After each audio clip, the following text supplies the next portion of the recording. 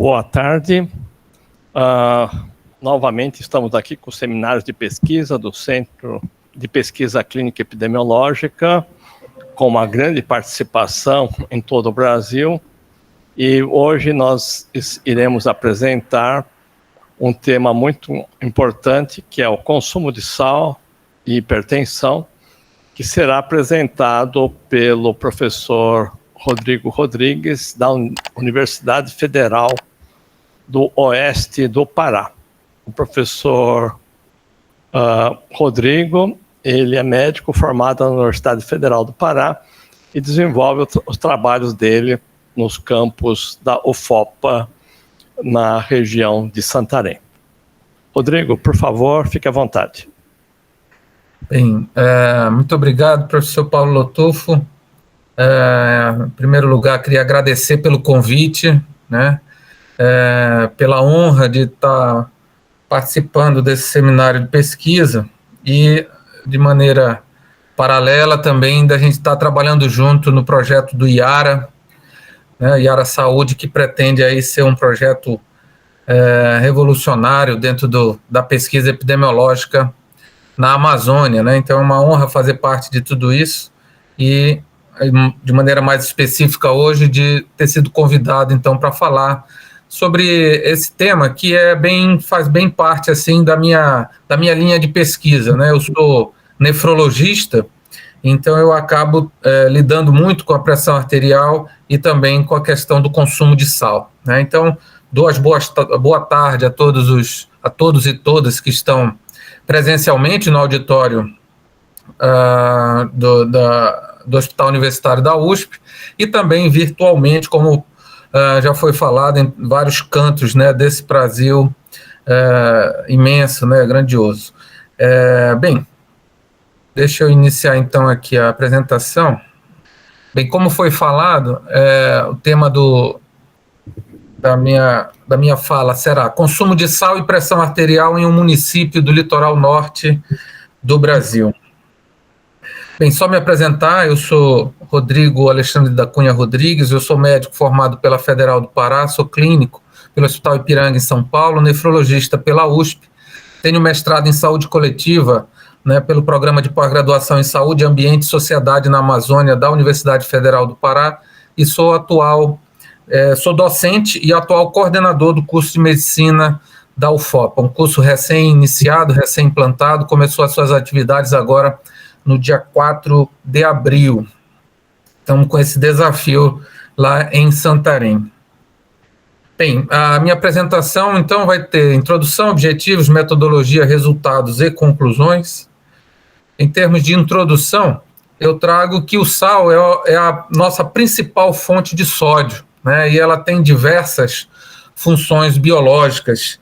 E tem autores que se arriscam em dizer, e com grande razão, né, que a história do sal no mundo ela se confunde com a própria história da humanidade, né? Então, a descoberta do sal, principalmente do ponto de vista de conservação de alimentos, é que permitiu, na verdade, né, há cerca de 5.000 anos atrás, o aparecimento das primeiras cidades, dos primeiros conglomerados, né, populacionais, vamos dizer assim. E a gente tem algumas fontes de sódio na dieta, né? O sódio está presente nos alimentos in natura, ou então ele pode ser adicionado, né? Na hora que ele é adicionado, isso pode fazer parte do salgamento, como eu falei, né, para conservação de alimentos, e também, ou então pode ser feito para a preparação das refeições, ou então adicionado à mesa, que é o que a gente chama de sal de adição. Por outro lado, né, o grande vilão atual da vida moderna, principalmente nos países desenvolvidos, acaba sendo o sal que é utilizado no processamento e no ultraprocessamento dos alimentos industrializados. Bem, o problema disso é que o consumo excessivo de sal, ele tem associações já tradicionais, né? Associações clássicas, eu acho que todos já estão bem familiarizados, né, com a associação do consumo excessivo de sal e hipertensão arterial, doenças cardiovasculares, acidente vascular cerebral e demência, doença renal crônica, litíase renal, a obesidade com a síndrome metabólica, né, e essa relação pode ser, e está sendo estudada como uma relação bidirecional, quer dizer, tanto o consumo excessivo de sal, né, pode levar, de alguma maneira, à obesidade e à síndrome metabólica, mas também o inverso acaba sendo verdadeiro e até mais comprovado, vamos dizer assim, na literatura. Neoplasia de estômago, né, que é bem importante essa associação com a questão das nitrosaminas, né, e também no quadro de osteoporose. A cada ano surgem novas e novas associações que a gente acaba, então, tendo que incorporar nessa lista. Bem, nesse contexto, né, a Organização Mundial da Saúde ela tem uma recomendação geral, né? Então, a redução, ela recomenda que, né, todas as nações do mundo de maneira geral, haja uma redução no consumo de sal para, no máximo, 5 gramas por dia, né? Então, o sal, como sendo a principal fonte de sódio, se você for considerar em sódio, dá 2 gramas, né? E, em termos de sal, seriam 5 gramas por dia. Inclusive, a OMS, essa recomendação aqui é um pouco antiga, mas se a gente for olhar publicações da OMS mais recentes, né, de 2023 para cá, a recomendação ela continua exatamente a mesma, né, considerando uma das ações prioritárias para conter o avanço global das doenças crônicas não transmissíveis, isso daí há mais de 20, 30 anos, que a recomendação é a mesma. Qual é o grande problema disso? É que ninguém, ou melhor, nenhuma nação do mundo ingere esta média, né? Então, se a gente considerar esse tracejado, eu não sei se está dando para ver a setinha, eu acredito que sim, esse tracejado em azul seria a recomendação de 5 gramas dia, né? Você vê que mesmo as nações em verde, que estariam bem próximas a isso, elas, né, em termos gerais, elas acabam ingerindo mais do que 5 gramas por dia de média, né? Então, até a Ásia Central aqui, né, se aproximando de 14 gramas por dia em média, né? Mesmo assim, todas essas gamas de regiões e países, eles acabam ingerindo, então, de maneira geral, suas populações acabam ingerindo mais do que 5 gramas por dia de sal, em média, né? Bem, no Brasil, trazendo mais especificamente, a gente traz, então, né, os resultados do Estudo Longitudinal de Saúde do Adulto, do ELSA Brasil, né, que faz um acompanhamento, e pelo menos em termos de excreção urinária, o acompanhamento do ELSA é mais de 15 mil, né, servidores, mas em termos de excreção urinária de sódio, a gente já vai ver, metodologicamente, você tem muitas perdas pela questão da validação, né, da creatinina urinária, que faz parte dos nossos critérios de validação desse método, né, que é a excreção urinária de sódio, e que foi utilizada a excreção urinária de sódio em urina de 12 horas noturnas, né? No ELSA, a gente vai perceber que isso, por mais que tenha trazido, né, algumas vantagens metodológicas no ponto de vista de conseguir incluir, por exemplo, os trabalhadores, né, que passam o dia trabalhando e conseguem fazer o exame durante a noite. É uma vantagem, né? Por outro lado, conversando inclusive com o professor Geraldo Mil, né, a gente chegou à conclusão que talvez essa metodologia que inicialmente foi utilizada no ELSA, né, nesse sentido, né, como uma vantagem para conseguir, vamos dizer assim, uma adesão maior dos participantes, ela acabou gerando uma certa dificuldade de publicação depois dos resultados, né? As revistas, principalmente as de maior fator de impacto, acabavam exigindo, né, o exame padrão ouro, que seria o de 24 horas e não de 12 horas noturna. De qualquer maneira, o N, que foi do ELSA, né, que acabou fazendo essa mensuração do consumo de sal a partir da natriurese de 24 horas, de 12 horas noturnas, ela resultou em 11 gramas por dia. A gente vai ver que na OMS, ela fez um levantamento recente, essa média hoje no mundo, ela gira em torno de 10,8, ou seja, o Brasil está na média mundial de consumo de sal, mais que o dobro do recomendado pela Organização Mundial de Saúde. E o consumo de sal no ELSA, né, ele acabou que foi maior em homens, nos hipertensos, nos diabéticos, nos afrodescendentes, foi diretamente proporcional ao índice de massa corpórea e inversamente à renda e à escolaridade. Bem, esse é o mapa da Amazônia Legal, pega aí uma grande parte do território brasileiro, todos nós estamos familiarizados. A alimentação da Amazônia, ela é uma alimentação bem complexa, porque ela acaba sendo um modo de vida, né, que é resultante justamente de uma mestiçagem bem complexa, né? Então, as comunidades tradicionais da Amazônia, elas acabam realizando ainda atividades de subsistência, como caça, o extrativismo, a pesca e a agricultura, né? Então, é famoso a associação da vida ribeirinha, né, com a alimentação baseada no peixe com farinha, né? E, ultimamente, a gente tem observado aí um processo acelerado, não só de transição nutricional, né, com a adoção de hábitos alimentares considerados modernos, né, baseados em produtos industrializados, e isso, logicamente, não passa impune, né, isso acaba gerando também uma transição epidemiológica, né, que mesmo que a gente ainda hoje, quando se fala saúde na Amazônia, lembre de doenças infectoparasitárias, a gente já tem uma predominância significativa, incontestável, das doenças crônicas não transmissíveis como principal causa de mortalidade na região. Essa transição nutricional e epidemiológica já vem sido, né, relatada há bastante tempo, esses trabalhos aí já para completar 20 anos, inclusive esse segundo trabalho aqui é do professor Hilton Silva, que está dentro da nossa equipe de pesquisa do IARA. Bem, dentro da Amazônia, eu queria chamar a atenção, então, para este município. Bragança é o município mais antigo da Amazônia, foi a porta de entrada da Amazônia dentro das expedições que vieram, né, num contexto de colonização que partiram a partir de São Luís. E então Bragança foi inicialmente, né, colonizada pelos franceses, assim como São Luís. Tá? Então ela é a primeira cidade da Amazônia, o primeiro município da Amazônia, né? Então fica na região norte, no estado do Pará, aqui na região, basicamente na região nordeste do estado do Pará, né? Então na região nordeste do estado do Pará a gente tem esse município Bragantino, é um município que é considerado da zona Bragantina ou da zona do Salgado, né? Porque faz parte do litoral oceânico da Amazônia, né, o litoral norte do Brasil, que faz aqui, então, recebe a influência do Oceano Atlântico. Bem, Bragança, aqui, atualizando para 2022, passou um pouquinho de 130 mil habitantes, 60% vive na zona urbana, é o segundo maior polo pesqueiro do estado do Pará, pesca marítima, tá?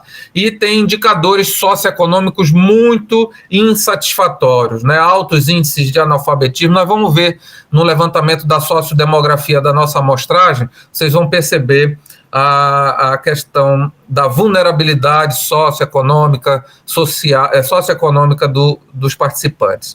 Tem uma grande, você vê 40% vive na zona rural, e a zona rural ela é composta por campos, praias de água salgada, né, e manguezal. Tá? Esse manguezal, Bragança faz parte da maior faixa contínua de manguezais do mundo, né, o que caracteriza aí um ecossistema e uma questão de biodiversidade bem interessante, né, torna Bragança realmente, principalmente do ponto de vista de pesquisa, né, do ecossistema marítimo e de transição, como é o mangue, de muito interesse nacional e internacional. Né, o curso de Biologia do campus da UFPA em Bragança, ele é um campus muito renomado nesse contexto dessas pesquisas. Tá?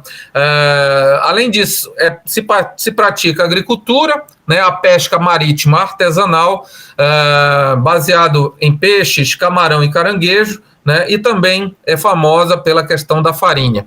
E em todos esses alimentos que são produtos do extrativismo, né, você acaba usando, né, tem um uso frequente de sal para conservação e preparo. E ao longo dos anos, ao longo das décadas, justamente esse uso frequente do sal para conservação e preparo, mesmo que hoje não haja tanta necessidade assim, né, já tenha outros métodos de conservação, principalmente do ponto de vista de refrigeração, mesmo assim, né, houve uma incorporação do alimento salgado no paladar da população. Então, muita gente continua fazendo uso, né, do salgamento, e muitas das vezes nem tanto para conservação, mas principalmente pelo próprio gosto, pelo próprio paladar. Existe uma influência sobre os hábitos alimentares urbanos, então, né, as feiras e os mercados da cidade, eles são os entrepostos comerciais que acabam, de certa forma, homogeneizando, né, os hábitos alimentares da região. Então, aqui é a orla da cidade, com a igreja de São Benedito. Aqui é a praia de Ajuruteu, né, que é banhada pelo Oceano Atlântico. Você tem aqui uma foto de um manguezal, né, e um extrativista fazendo a coleta, né, um marisqueiro fazendo a coleta artesanal, né, completamente um trabalho árduo realmente de extração do caranguejo que está lá no fundo da lama dos manguezais. Né, aqui depois essa fieira, você imagina o trabalho que dá para fazer uma fieira dessa, né, fazendo um por um, retirando lá do fundo da lama, e aí você vê aí como que é comercializada. Essa é a feira de Bragança. Aqui você tem uma pescada amarela, né, que é um peixe valiosíssimo, que, infelizmente, fazendo parte da transição nutricional, vem um contexto, né? A família que pega uma pescada amarela dessa, que daria para alimentar a sua família durante alguns dias, como é um peixe valorizado economicamente, o pescador vende este peixe e, com dinheiro, ele compra produto industrializado do supermercado, né, dos mercadinhos, que acabam sendo mais baratos. Aqui a fabricação da farinha, a famosa farinha de Bragança, considerada a melhor farinha do Brasil e, quiçá, do mundo, né? Eles se orgulham disso. E a justificativa, então, para a realização de estudos relacionando consumo de sal e hipertensão seria o que inexistem, né? Estudos epidemiológicos sobre consumo de sal e seus determinantes no norte do Brasil. E a falta de levantamentos epidemiológicos relacionando consumo de sal e pressão arterial com ênfase nos seus fatores associados dificulta a implantação de políticas públicas de prevenção cardiovascular. Então, foi aí que a gente, então, pensou, né, na possibilidade, fazendo parte do meu mestrado, né, o mestrado no programa de pós-graduação em Saúde, Ambiente e Sociedade na Amazônia pela UFPA, nós tivemos, então, a ideia de fazer um trabalho que pudesse avaliar o consumo de sal da população entre 30 e 59 anos do município de Bragança. De objetivos específicos, analisar a influência dos determinantes sociais da saúde e dos hábitos alimentares sobre o consumo de sal, verificar a associação entre consumo de sal e o índice de massa corporal, investigar a relação entre consumo de sal e pressão arterial e identificar fatores que influenciam a resposta da pressão arterial ao consumo de sal. Né? Em outras palavras, tentar buscar fatores que influenciassem na sensibilidade ao sal da pressão arterial. Metodologia. Esse projeto do consumo de sal e a sua relação com a pressão arterial e outros fatores, ele, na verdade, fez parte de um projeto maior.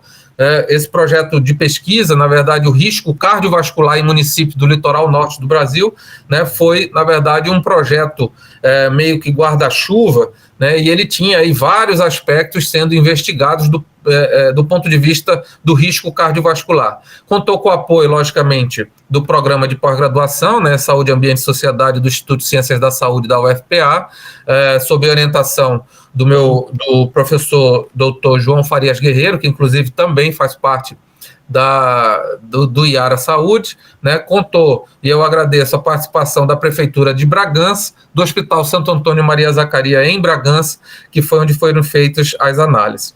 Né, e aí a gente procurou investigar fatores de risco cardiovascular em Bragança, e o estudo foi completamente ou parcialmente, né, majoritariamente baseado no ELSA Brasil, tanto em termos de questionário quanto em termos de metodologias. Bem, dentro da metodologia, os aspectos éticos, o estudo foi aprovado pelo Comitê de Ética da UFPA, todos os participantes assinaram um termo de consentimento livre e esclarecido, e o desenho do estudo foi um estudo epidemiológico transversal baseado em inquérito domiciliar. Os domicílios foram visitados. A população do estudo, né, envolveu os indivíduos de ambos os sexos, entre 30 e 59 anos de idade, residentes no município de Bragança, tanto na zona urbana quanto na zona rural. A população-alvo seria 33.397 habitantes, segundo, na época, a gente só conseguiu usar o censo de 2010. Essa população seria, então, a população de Bragança que estaria nesse contexto aqui. 20.710, 62% na zona urbana e 38% na zona rural. Seleção da amostra. O cálculo amostral para um nível de confiança de 95% e um erro amostral de 5% foi de 395 participantes. Mantendo aquela proporcionalidade, ficou, então, 245 na zona urbana e 150 na zona rural. A amostragem foi aleatória, por sorteio, estratificada por setor censitário, sexo e faixa etária. Esse foi o mapa de Bragança, né, aqui dividindo a zona rural em 5 distritos, né, Bragança, 6 distritos, desculpa, Bragança, né, Vila do Treme, Caratateu, Tijoca, Nova Mocajuba e Almoço. Então esses foram os distritos, os 6 distritos que dividiam a zona rural de Bragança. E aqui já a zona urbana dividida nos seus vários bairros, todos eles, né, essas delimitações aqui, são dos setores censitários, isso daí o IBGE já traz, e a gente então fez essa amostragem proporcional, né, à população de cada um desses setores censitários. Então, a seleção da amostra foi feita da seguinte maneira, né, o número de participantes por setor censitário foi proporcional à porcentagem da população entre 30 e 59 anos de cada setor em relação ao total da população-alvo. Depois, passamos para a seleção dos participantes em 3 etapas consecutivas. A primeira foi o sorteio dos logradouros de cada setor censitário, através da lista de domicílios do censo, né? Então, a gente pegou no site, tinha a lista de domicílios, e nós sorteamos, mas, na verdade, não o domicílio, porque vocês vão perceber que essa lista de domicílios ela é difícil de você individualizar, principalmente a zona rural. Então, a gente acabou pegando a partir dessa lista, mas focando muito mais nos logradouros. Depois, seria baseado nesses logradouros, a gente contou com o apoio das unidades de saúde da família de cada um dos setores censitários. Para quê? Para que a gente, a partir do cadastro dos agentes comunitários de saúde, pudéssemos sortear os domicílios de cada logradouro daqueles que tinham sido sorteados acima, né? E depois o sorteio de apenas um participante, que está no plural, apenas um participante por domicílio. E houve, então, uma estratificação por sexo e faixa etária proporcional à porcentagem da população-alvo correspondente a homens e mulheres e a cada faixa etária, de 30 a 39 anos, 40 a 49 e 50 a 59 anos. Quais os critérios de exclusão? Como a gente ia fazer, então, na triurese de 12 horas noturna, a gente, então, excluiu os pacientes, os participantes que, mesmo sendo hipertensos, mas que aqueles que tivessem usado medicamento antihipertensivo nas últimas 2 semanas antes da pesquisa. Aqueles hipertensos, mas que não estavam usando medicação, ou pelo menos não tinham usado nas últimas 2 semanas, eles eram incluídos no sorteio. Tempo de moradia no mesmo domicílio menor do que 1 ano eram excluídos, né? Algum impedimento físico ou mental para a realização de qualquer um dos procedimentos de coleta de dados também foram excluídos. Gravidez atual ou nos últimos 4 meses da pesquisa foram excluídas, recusa de assinatura do TCLA e algum problema, seja na coleta, na validação ou na análise do exame de excreção urinária de sódio. Vocês vão ver que isso daqui foi realmente um grande definidor, né, da redução do nosso tamanho amostral. Bem, procedimento de coleta e dados coletados. Então, a coleta e os dados foram coletados de março, a coleta foi realizada de março a agosto de 2018 e constou, então, de questionário, onde estavam variáveis sociodemográficas e hábitos alimentares, a coleta de urina de 12 horas noturnas, para a gente ver a excreção urinária de sódio e potássio e, assim, estimar, por equações validadas, o consumo diário de sal e de potássio em grama por dia. Além disso, a verificação de índices antropométricos a partir do IMC e a monitorização ambulatorial da pressão arterial. Então, a gente acabou usando dois exames, né, ou duas modalidades para a gente fazer, então, a estimativa do consumo diário de sal e potássio, que foi a natriurese de 12 horas noturna, e para ver o comportamento pressórico dos participantes, que foi o MAPA, a gente usou duas modalidades de exames que são realmente desafiadores de você utilizar em estudos de base populacional, né? Bem, como que se deu, então, esses procedimentos do ponto de vista logístico, tá? As visitas domiciliares foram de março a agosto. Cada domicílio selecionado foi visitado em 3 dias consecutivos. No primeiro dia era assinado o primeiro TSLE, o TSLE da primeira fase, né? E preenchido o questionário domiciliar, e era feita a seleção do participante e o georreferenciamento do domicílio. No segundo dia, assinava-se, então, o TSLE de segunda fase, onde tinha um questionário individual, a instalação do aparelho do MAPA e a entrega do frasco para a coleta de urina de 12 horas noturnas. No terceiro dia, era, então, retirado o MAPA, verificado os índices antropométricos de peso e altura, e havia o recolhimento do frasco de urina. Como fazia parte do outro projeto, eu não coloquei aqui, né, do projeto maior, mas aqui também era feito a coleta de sangue para as análises laboratoriais. O frasco de urina, então, era acondicionado em caixa térmica e era levado para o laboratório do Hospital Santo Antônio Maria Zacaria. As variáveis. Bem, nós temos variáveis sociodemográficas, né, já bem tradicionais: sexo, faixa etária, cor da pele, estado civil, escolaridade, a classe social por meio do critério Brasil, né, renda per capita, auxílio recebiam auxílio do governo, incluindo Bolsa Família, ocupação, trabalho e atividade principal, principalmente se era agrícola ou não agrícola. Os hábitos alimentares, a gente fez um questionário de frequência alimentar, mas assim, bem mais simples do que o QFA padrão, por exemplo, do ELSA. A gente se preocupou muito menos com a questão de quantidade e se preocupou um pouco mais com a questão da frequência semanal, por questões realmente de... vamos dizer assim, para facilitar um pouco o trabalho do campo, que já seria bem árduo, né? Então, a gente dividiu em alimentos saudáveis, né, alimentos com alto teor de sódio, a adição de sal, o local das refeições, né, e uma autoavaliação do consumo de sal, além de perguntar se os participantes já tinham recebido alguma orientação para diminuir o sal da dieta. O índice de massa corporal foi feito da forma tradicional, padronizada, né? E foi utilizada como variável contínua e também categorizada em 3 faixas: normal, sobrepeso e obesidade. Pressão arterial, a gente usou o MAPA, né? E o diagnóstico foi feito com a média da pressão arterial de 24 horas maior ou igual a 130/80. A prevalência de hipertensão pela MAPA foi o número de hipertensos diagnosticados pela MAPA dividido pelo número total de indivíduos, e o MAPA também foi usado tanto em variáveis contínuas como em variáveis categóricas. Eu vou apresentar basicamente a divisão da regressão linear, que usou como variável contínua, né, mas também a gente, em um momento, acabou usando variável categórica.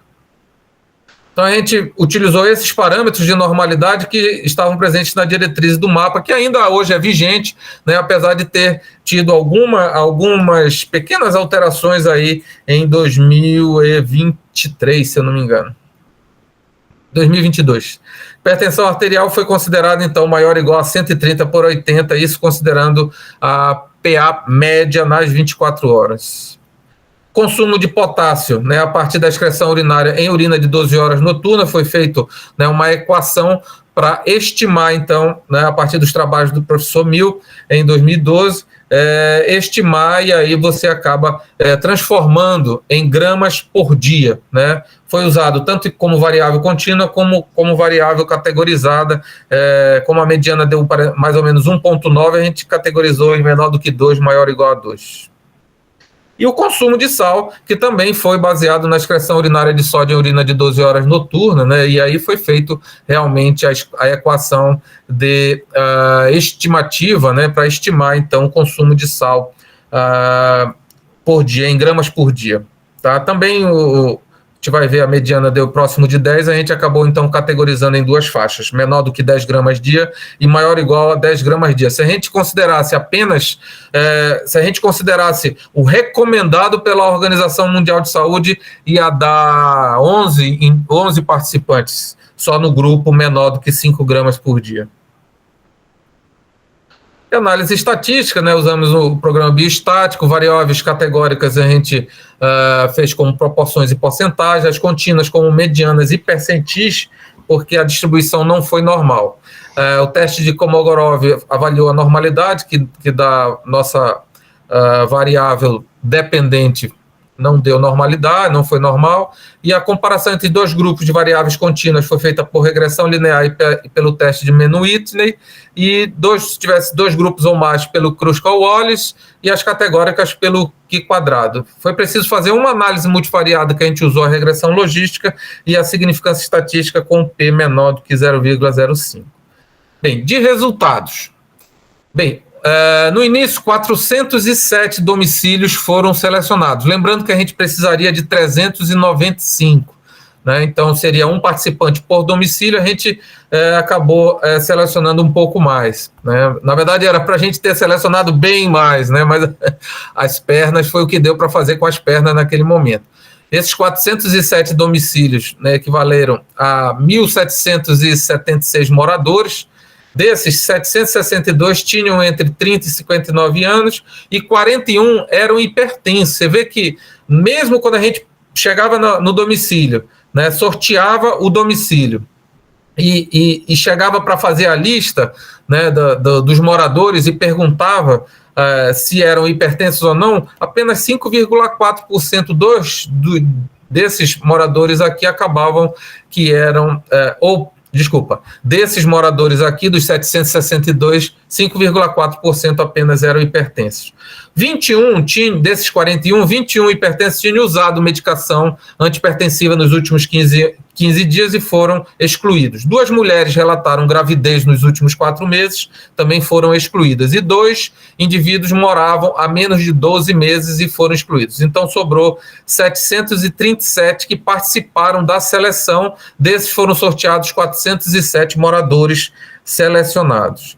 Desses 407, 16 não coletaram a urina adequadamente, 22 apresentaram creatinina urinária abaixo da faixa de validação, 88 apresentavam creatinina urinária acima da faixa de validação, 3 não tinham IMC, 3 não tinham mapa, não fizeram mapa, 2 tiveram menos de 16 medidas válidas de pressão arterial durante a vigília, 15 tiveram menos que 8 medidas válidas de pressão arterial durante o sono, e todos esses também acabaram sendo excluídos, restando, então, 258 participantes, né? Se a gente considerar aqui os 110 que foram excluídos a partir do nosso critério de validação, porque não estavam dentro da faixa de validação do exame de excreção urinária a partir da urina de 12 horas noturnas, né? A gente considera como sendo esse o principal fator que fez com que a nossa amostragem ficasse abaixo da nossa...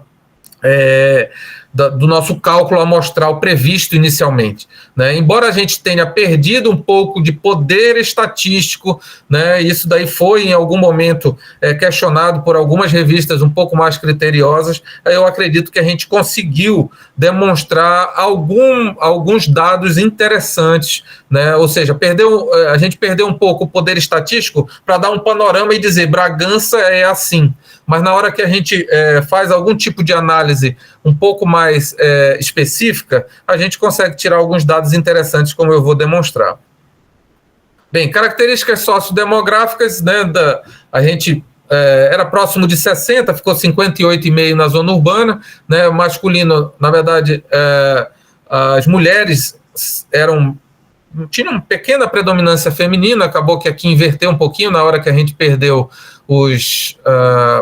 teve que excluir, né, principalmente pela validação da natureza de 12 horas noturnas, né? A manutenção aqui das porcentagens ficou mais ou menos dentro do previsto, né? A porcentagem de pretos e pardos de quase 90%, 86% de pretos e pardos, 73% estavam casados ou em união estável, quase 16% eram analfabetos, né? E 40% da amostragem tinham cursado até o ensino fundamental.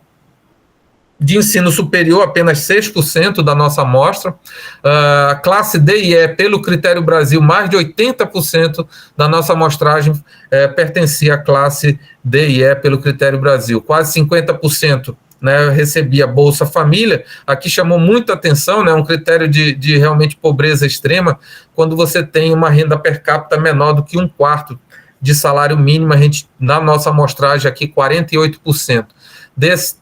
13,6% de desemprego, e dos 54,6% de trabalhadores ativos, 70% trabalhavam por conta própria. A grande maioria era aquilo que a gente considera como bico, né? E a atividade não agrícola desses trabalhadores que estavam ativos nessa ocasião seria de 61,7%.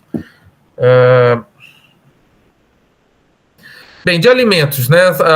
Um baixo consumo de salada, principalmente crua e também cozida, né? Frutas até bastante, 55,8%, talvez até pela própria disponibilidade, suco natural 35%, peixe, pelo menos uma vez por semana, 93,8% da população comia peixe, tá? E peixe fresco, e maior ou igual a 5 dias, 20%. Isso aqui foi um fator positivo da população em termos de alimentação. A adição de sal para salgamento, para conservação, 39,5%. O uso de tempero industrializado muito elevado, inclusive na zona rural, embora houvesse predominância na zona urbana, de 60,9%. E 11% referiram a adicionar sal à refeição pronta na mesa. Chamou a atenção o consumo elevado de refrigerante, pelo menos uma vez por semana, 26,7% faziam uso de refrigerante, né? 10% chegavam a usar shoyu, né? O peixe salgado 13%, os embutidos 14%, né? Enfim, salgados, fritos ou assados 18% pelo menos uma vez na semana. E aí os parâmetros clínicos e laboratoriais. Então vamos logo à nossa variável dependente, que seria o consumo de sal e de potássio, né? Então a nossa mediana de consumo de sal foi de 10,2 gramas por dia, tá? Sendo 1,9 grama por dia de potássio. Se a gente comparar, então, com o recomendado, é mais que o dobro da Organização Mundial de Saúde, né, até 5 gramas, está bem na média do que acontece no mundo, né? A média ela gira em torno de 10,8 gramas por dia, e também é bem semelhante ao ELSA, que foi de 11 gramas por dia. O consumo de potássio, 1,9 gramas por dia, bem abaixo do recomendado, né, que seria maior do que 3,5 gramas por dia. E quando a gente tem um excesso de consumo de sal com uma carência de consumo de potássio, a gente tem realmente uma combinação muito prejudicial à saúde cardiovascular. É sabido que o consumo de sal em uma certa numa certa proporção, ele acaba reduzindo a sensibilidade ao sal, a sensibilidade da pressão arterial ao consumo de sal. Bem, um outro fator que falou bem, chamou bem a atenção, né, foi bem surpreendente, foi o excesso de peso. 66% da população da amostra estaria acima do peso, né, com 41,5% de sobrepeso e 24,8% de obesidade, né, realmente um nível muito alto. E aí acaba com aqueles mitos, né, acabam com o mito de que a obesidade é uma doença de país rico, né, de país desenvolvido ou de pessoas que tenham realmente condição socioeconômica, né? Então, você viu todos aqueles índices insatisfatórios do ponto de vista socioeconômico, e aí, por outro lado, você vê um excesso de peso aí de 66% da nossa amostragem, né? A mediana, na verdade, do índice de massa corporal foi de 26,7 quilos por metro quadrado. Bem, em termos de pressão arterial, a gente fez o diagnóstico pelo mapa. Você viu que praticamente isso daqui correspondia ao diagnóstico da população estudada, né? Porque, por mais que a gente tenha excluído os pacientes que eram hipertensos e que usavam medicamento ou tinham usado medicamento nos últimos 2 semanas, era muito pouco, né? Isso daí, se eu não me engano, cerca de 20 aí que foram incluídos nesse contexto, né? Então, praticamente todos os hipertensos que foram descobertos pelo mapa. Então, a gente tinha aí 16,6% dos pacientes que foram, na verdade, descobertos. Aí fala muito, chama atenção muito para o subdiagnóstico, né? Eram pacientes que eram hipertensos e, na verdade, não sabiam ser hipertensos e foram diagnosticados, então, pelo mapa. A mediana, então, da pressão sistólica de 24 horas, 114, da vigília, 117, do sono, 107, né? E o descenso noturno, em média, de 7,5, de 9, né? Assim, bastante elevado o índice de participantes que a gente chama non-dippers, né? Os non-dippers são aqueles que têm um descenso noturno menor do que 10%. Bem, quando a gente vai fazer, então, a análise bivariada do consumo de sal e de vários fatores, vamos começar, então, pelos determinantes sociais da saúde, né? De todos eles, categorizando o consumo de sal entre menor do que 10 gramas por dia e maior ou igual a 10 gramas por dia, apenas a questão do sexo, né? O sexo feminino realmente teve maior consumo de sal quando comparado ao feminino. Isso daí corrobora o que é bem clássico na literatura, já é bem comprovada essa associação que o sexo masculino consome mais sal do que o feminino. Tá? Nem a questão da localidade, da faixa etária, né, cor da pele, o trabalho, Bolsa Família, renda, né, a questão da própria escolaridade, nada disso foi visto. Logicamente que pode ter havido aí algum prejuízo em termos do N, que acabou reduzindo muito a partir do momento das exclusões pela validação da natriurese. Bem, aqui a gente já, dos hábitos alimentares, né, de forma interessante, a questão do consumo de suco natural. Né, o suco natural maior ou igual a 5 dias foi associado a um menor consumo de sal, 0,04. Tá? Embora uma associação bem fraca, a gente vai ver que não vai resistir à nossa análise multivariada. Aqui chama atenção, por exemplo, a questão da autoavaliação, de muito alto ou alto, você perguntar para a pessoa, né, se ela realmente considera o seu consumo de sal. Isso a gente faz muito no consultório, né? Eu acho que é mais por força do hábito do que a gente nem confia naquilo, mas faz, né? Acaba perguntando, né? Como você acha que é seu consumo de sal? E, na verdade, realmente não serve para a gente saber realmente quanto que está consumindo de sal, né? E aqui também a questão da orientação, ó, você vê muito, né, o consumo de sal acaba, essa orientação aí, acho que como estratégia isolada, só a orientação como estratégia isolada, não serve só para o consumo de sal, mas para todos os outros fatores de risco de doenças crônicas, né, tem um efeito muito limitado. Bem, o consumo de sal com IMC, como já era esperado e já é bem comprovado isso em outros, né, levantamentos, ele deu significativo, 0,03, né, nessa associação. Então, o consumo de sal, quanto maior o IMC, principalmente o IMC na faixa da obesidade, esteve associado a um maior consumo de sal quando comparado à faixa de normalidade do IMC. Então, nós fizemos uma multivariada, considerando só os fatores que tinham ficado associados na bivariada, né? Então, sexo, o índice de massa corpórea e o consumo de sal, e como era esperado, né, o consumo de suco natural. Consumo de suco natural não resistiu à análise multivariada, sobrou então sexo e índice de massa corporal, como já é bem estabelecido.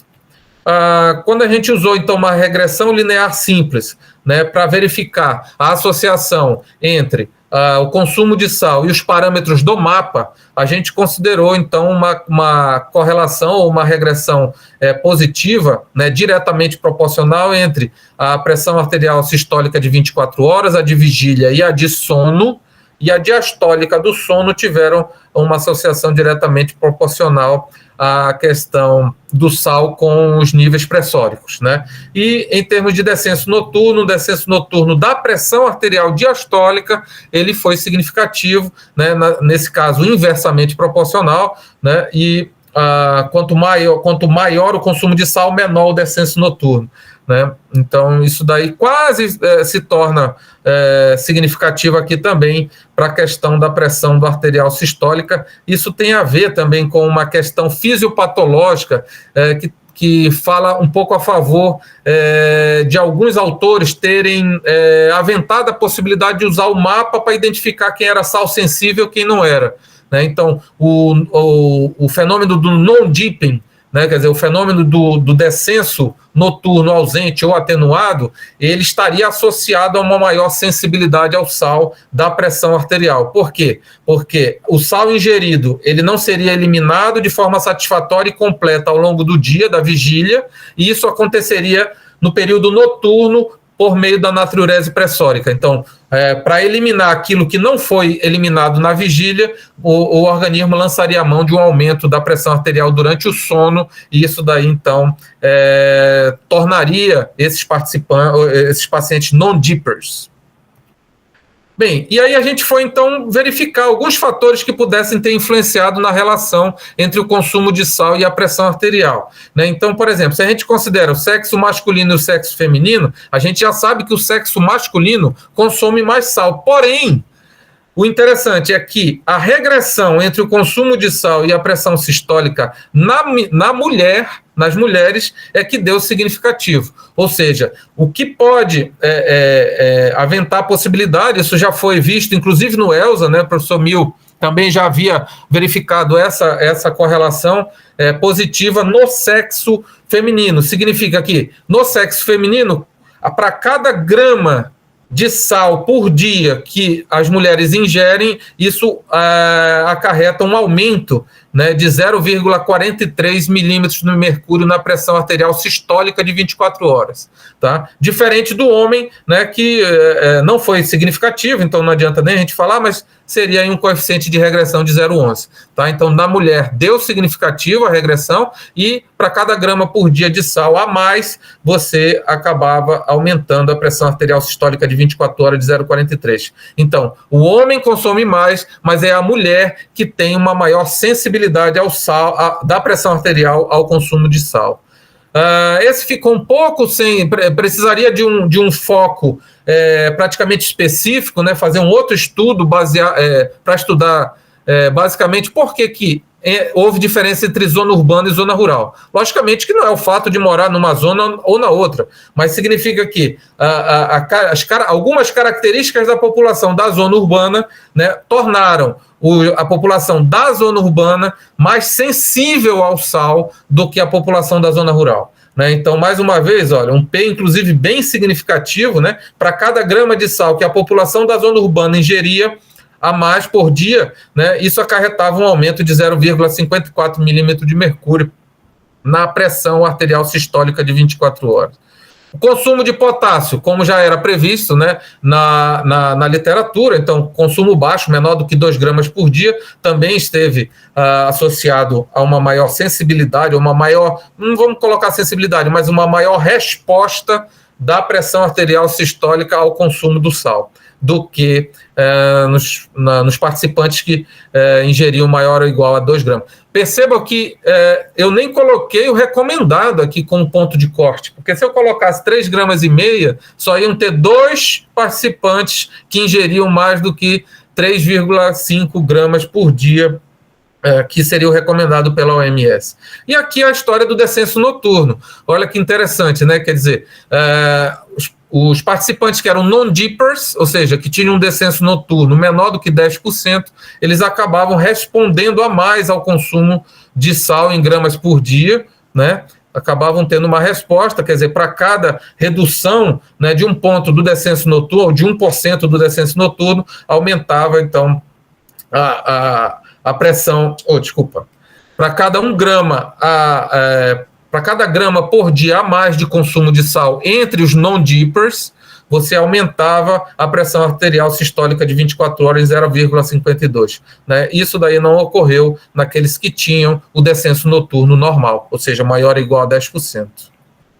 Bem, como conclusão, sendo bem específico e bem tranquilo, né, o consumo de sal em Bragança foi maior que o dobro do recomendado, foi semelhante ao encontrado em outros levantamentos nacionais como o ELSA, né, homens e os indivíduos obesos consomem mais sal, o consumo de sal ele é diretamente proporcional à pressão arterial, e o sexo feminino, a ausência do descenso noturno da pressão arterial, morar na zona urbana e ingerir menos de 2 gramas por dia de potássio, né, foi associada a uma maior resposta da pressão arterial ao consumo de sal.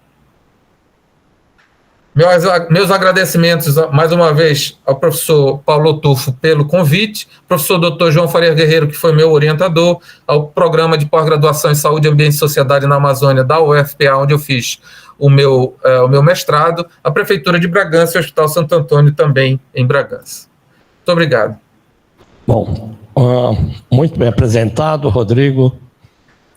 Para nós, quando eu li a sua dissertação, para mim foi uma surpresa saber que você tinha se baseado muito no ELSA Brasil, né?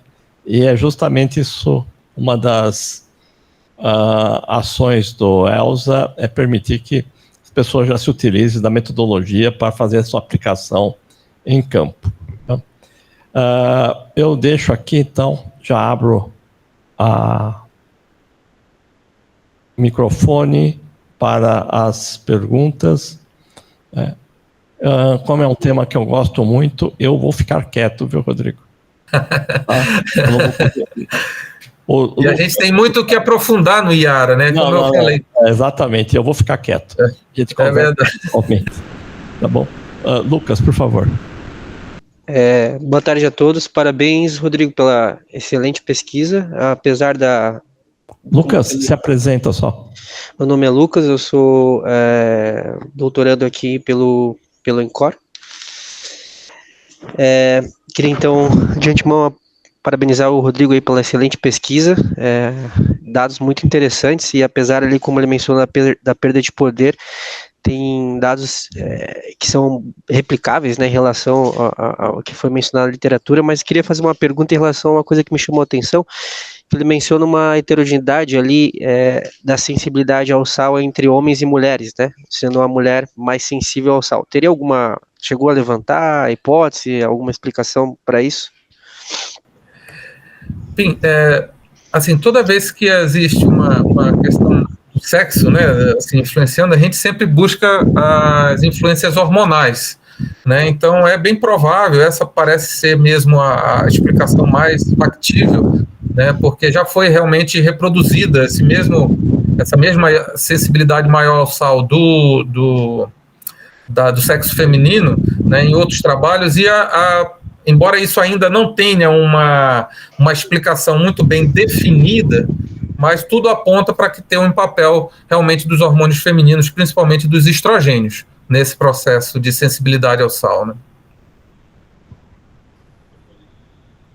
Obrigado pela Rodrigo, a Betânia Cavalli, se ela quiser, ela pode apresentar, mas ela fez uma pergunta muito facílima resposta. Qual a melhor maneira de quantificar o sal no dia a dia? Bem, quando a gente vai, então, buscar, né, as alternativas, né?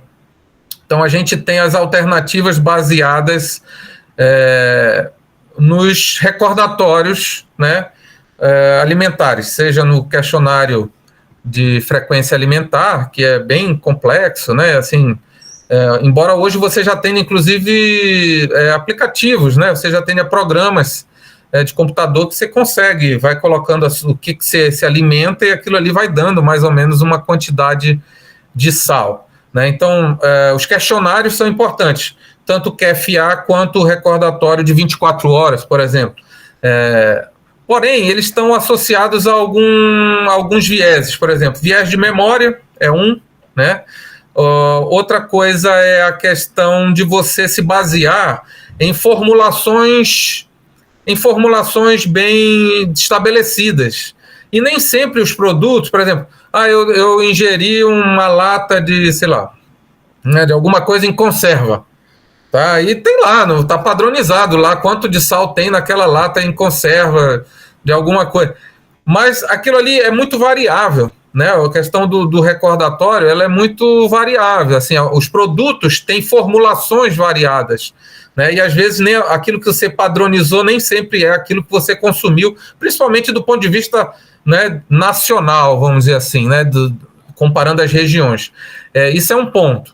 O outro ponto é que ele não considera aquela fonte que seria muito importante nos países subdesenvolvidos como o nosso, que seria o sal de adição. Né? Quando você faz o seu recordatório, você relata aquilo que você ingeriu. Mas, na verdade, é difícil você dizer quanto que você adicionou do sal à mesa ou na hora de preparar. Né? Então, os recordatórios e os questionários, mesmo os prospectivos, né? Mesmo aqueles que você, olha, a partir de hoje, você vai anotar tudo que você se alimentou daqui por diante, durante alguns dias, né? Que aí tiraria, vamos dizer, o viés de memória. Mesmo tirando o viés de memória, sobraria o viés de não considerar o sal de adição, que é uma das principais fontes dos países em desenvolvimento. Então, recordatórios têm esses vieses. E aí vem para as medidas do sódio, né? Existe a medida no spot urinário, ou seja, na medida da amostra pontual, né? Que a gente chama que é o método de Tanaka esqueci. É um outro japonês. Eu me esqueci agora. O Tanaka é o mais usado, né? E existe o de 12 horas noturna, que teve essa preocupação do professor Mil, né, e da equipe do ELSA, de maneira geral, de não atrapalhar a vida do trabalhador, a vida do servidor, né, para coletar. Então, você coleta durante 12 horas, né, e existe o padrão ouro, que é o de 24 horas. Né. Esse padrão ouro, ele realmente, ele, vamos dizer assim, quais são os vieses dele? É o desconforto, né, enjoado de coletar. Às vezes, você tem desautonomias vesicais pelo diabetes, né, pela senilidade, enfim, você tem fatores que diminuem o esvaziamento vesical, você pode interferir, né? O desconforto de estar andando com aquele frasquinho para cima e para baixo, botando na geladeira, né? Aquilo ali é meio... enfim. E tem também... Agora, ele tem uma desvantagem em relação a recordatórios e os questionários. Ele não diz quem é o vilão. Né? Ele considera o sal de adição na conta, né? A natriurese, ela considera o sal, está na conta lá. Tá? Naquilo que você elimina, está na conta. Porém, você não consegue dizer a partir dele onde é que está o vilão, quem foi que fez. E o recordatório já consegue. Né? Realmente é uma pergunta bem difícil, Betânia. Falei, não te respondi, né? Porque eu acho que é realmente isso.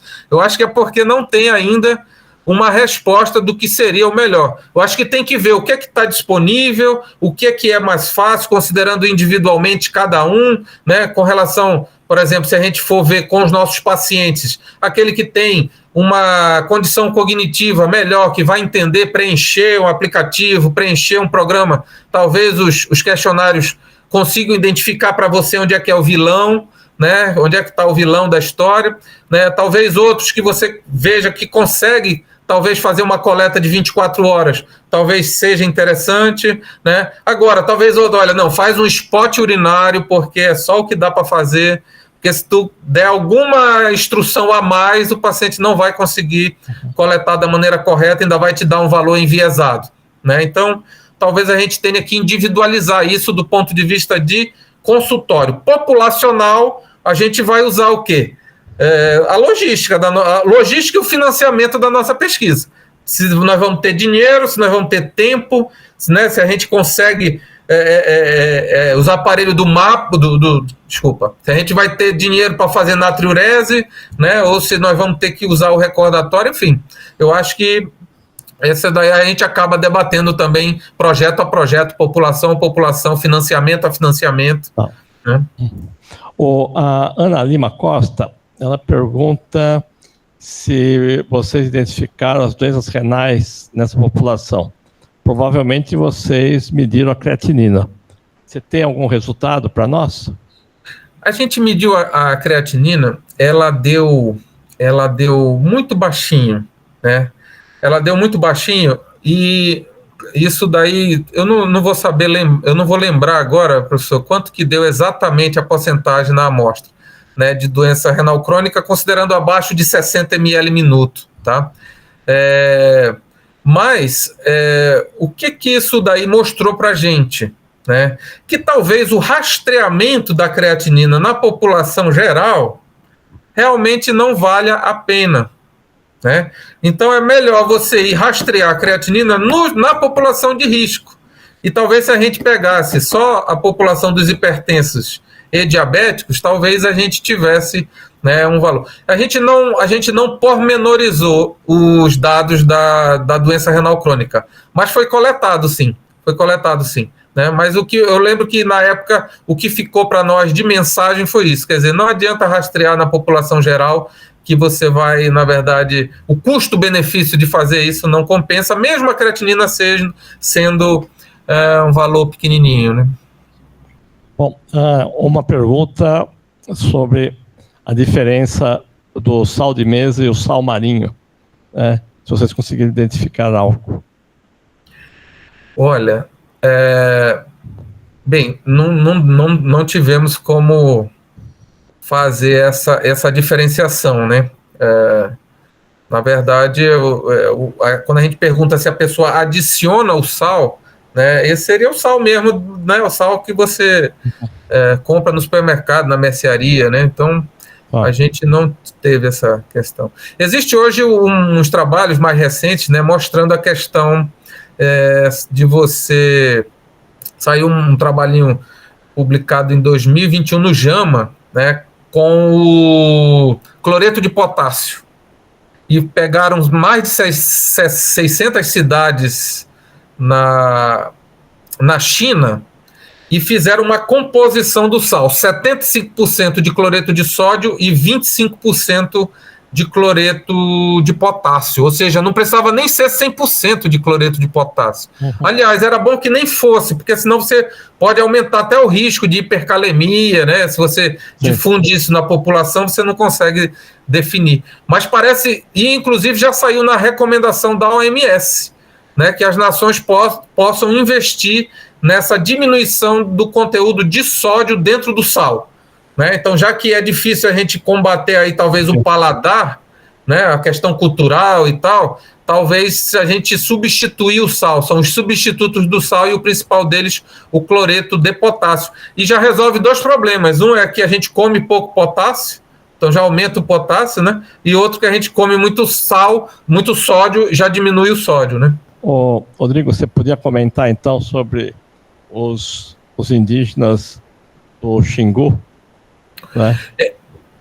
Professor, o meu conhecimento sobre isso me limitou àquilo que a gente discutiu no grupo lá naquela vez, né? Nas experiências que os colegas trouxeram, aí cada um com uma experiência. Eu, particularmente, não tenho experiência, nunca trabalhei, mas eu acho que é um potencial da gente trabalhar, né? Porque imagina que são povos, né, que não precisaram ler as recomendações da OMS, né? Nem os últimos trabalhos, os últimos trials, né? Foram povos que povos originários, né, indígenas e tudo, que já faziam uso do cloreto de potássio a partir de raspa de folhas queimadas, às vezes cinzas. É bem interessante isso aí. Eu acho que é um potencial grande, professor, para a gente colocar. Acho que já está, inclusive, dentro dos objetivos do IARA, né? Da gente ver isso aí. Exato. Para todos, eu vou pedir para colocar tem um vídeo mostrando como os indígenas, a partir de duas espécies vegetais, eles chegavam ao sal basicamente com cloreto de potássio dominando, né? O Bernardo fez 2 perguntas que eu perdi por aqui, se ele quiser refazer. O Renato pergunta sobre o uso de diurético, se foi excluído. Foi, né? Foi. Nós excluímos, Renato, né? Nós excluímos porque justamente para não interferir na natriurese, né? Para não interferir. Sem dúvida. Sal integral e sal grosso, acho que você já respondeu, né? Essa pergunta. Eu acredito que não tenha diferença nisso, né? Até essas questões todas desses sais, né, que acabam surgindo aí, às vezes, nas dietas de alguns nutricionistas, né? Enfim, eu acredito. Sal do Himalaia, sal do... No fundo, isso daí não tem muita diferença em termos de sódio, que é o que interessa para nós aqui do ponto de vista de pressão arterial, né? O Bernardo queria saber da diferença de sensibilidade ao sal antes e depois da menopausa. Acho que não tinha ele, né? Número amostral suficiente para ver isso, né? Porque era 59 anos, né? Era até 59, a gente teria aí uma parcela de 9 anos, vamos dizer assim, né? Dentro da faixa. Bem, considerando a menopausa ali aos 50, né? Mas eu não lembro de ter visto algum trabalho nesse sentido, tá? Eu acho que era um trabalho até interessante, né? Porque corroboraria essa questão de estar relacionado com estrogênio. Seria um estudo bem interessante, né? Porque, vamos dizer assim, se teria, né, quando a gente tem geralmente diferenças com relação às mulheres, a gente sempre busca a explicação hormonal, né? E quando cessa essa diferença hormonal ou quando cessa a ação do estrogênio, né? Será que a gente teria também? Então, é um trabalhinho. Não sei te responder. Eu não sei se tem trabalho nesse sentido. Tá. Rodrigo, quando eu li a dissertação, né, eu fiquei assim, meu Deus do céu, ele aplicou mapa, né, toda essa população. Nós temos essa experiência, a tese da professora Isabela foi com mapa, nós vimos e a gente sempre teve, né, um pé atrás, uma dificuldade muito grande. A gente somente no Espírito Santo, no ELSA, que a gente fez para validar as nossas medidas de pressão de consultório, né? Nos conta aí como é que foi, o que os participantes, né, contaram sobre o monitoramento em 24 horas da pressão arterial. Olha, professor, de maneira geral, houve muita reclamação durante o sono, né? Sim.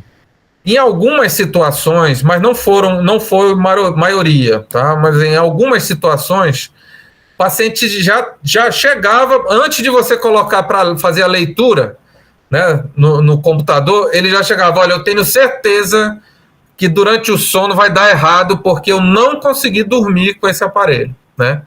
Então, tem todos essa questão da dificuldade em relação ao conforto mesmo, né?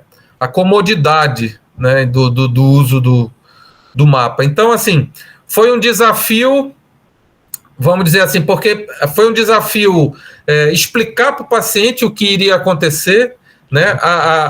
Foi um desafio também dizer para ele algumas reações que o aparelhinho poderia ter, caso, por exemplo, ele não ficasse quieto, né? Que ia verificar uma atrás da outra, ia começar a... Então, isso tudo teve que ser muito bem esclarecido antes, né?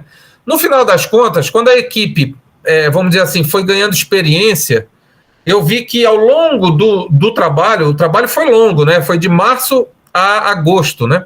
Então, o trabalho ele demorou o quê aí? 5 meses, né? Ao longo desses 5 meses, a turma foi ganhando experiência até na hora de explicar e também de acordo com as dúvidas que vieram desde o início. E a gente já meio que se precavia, já explicava. E aí eu vi que no final a coisa começou a melhorar bem, assim, né? Os vieses vamos dizer assim, relacionados a essa aceitabilidade do método, eles diminuíram ao longo do trabalho, né? E a devolução foi 100%?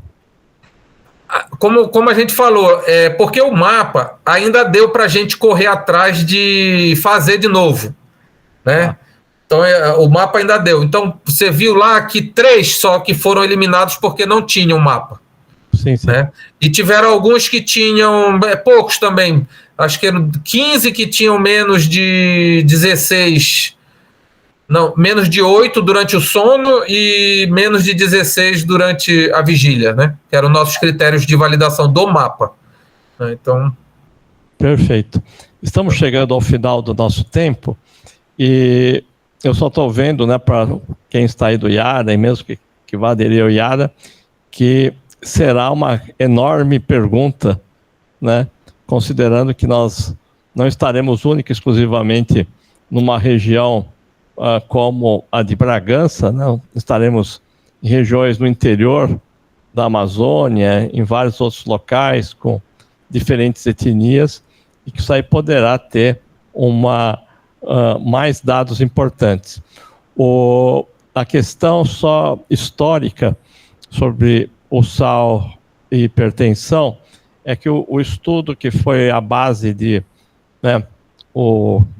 da pedra de toque é o InterSalt, que foi feito nos anos 80 em 52 centros do mundo e 2 deles no Brasil, que foi entre os índios Chavantes e os Yanomami.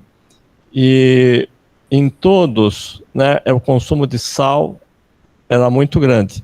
Somente nas 2 populações aí nossas aqui, e mais uma da Guiné, a Papua Nova Guiné, e outra do Quênia, né, porque era uma população remota também, o consumo era muito baixo. E foi nessas 4 que se mostrou que o aumento da pressão arterial com a idade, né, deixa de existir, quando você tem um consumo muito baixo. Agora, o recomendado pela OMS como ideal, realmente, né, ele você não encontra mais em quase nenhum lugar, né? Então, esse é um dado importante. Então, agradeço a presença de todos, a apresentação do Rodrigo foi ótima. Nós vamos voltar na próxima segunda-feira com o professor Andreimar, da Fiocruz, Rondônia. Muito obrigado.